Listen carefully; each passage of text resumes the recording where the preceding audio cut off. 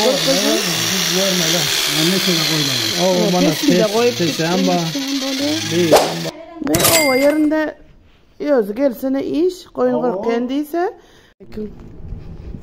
koyun kırkendiyse getirdik. Koyun Esselamu Aleyküm ehvani yurttaşlar. Business Turkmenistan kanalımız yine de işimize devam edeceğiz.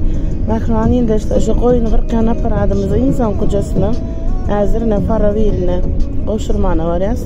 Videolarımızın devamını sizinle paylaşırız. Koyun kırkanımız şu an elimizde kalmadı. İnsanın hazır versek nasip olsa yine bir ay kalmam geliyor. Hürmetli izleyicilerimiz bizden ne gibi harit alsanız daşlar yurtta istendik yurtta bolun tapav diyor.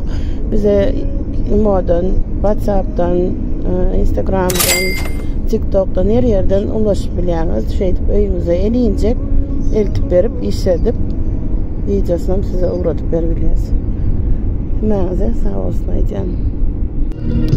Nasip olsa taze haritlarımızdan gelip oturuyor. Şu yeni de sizinle bir taze uzadı paylaştık. O videolarımız devam edeceğiz. Nasip edenle. Business Turkmenistan kanalıyım. İşte siz için bol uzatlar getiririz. Koyun kırkımıza getirdik. Koyun var mı?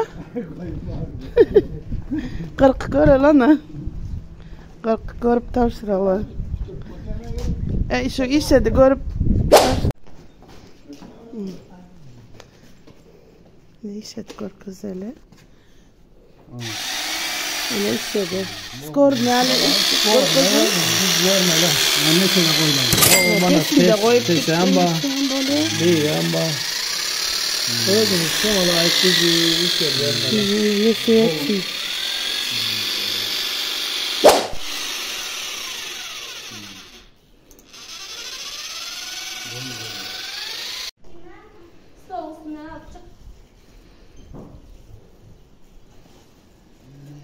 Ondan sonra özümüz kırkıp körközersiniz oğlunuzda. Öyde koyunlara kırkıvermem.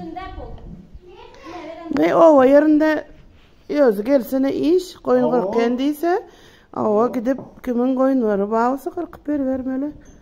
Sağlıca minutta ne açın bir san koyun elden çıkar ya. Nasip etsinle kavuşurduk.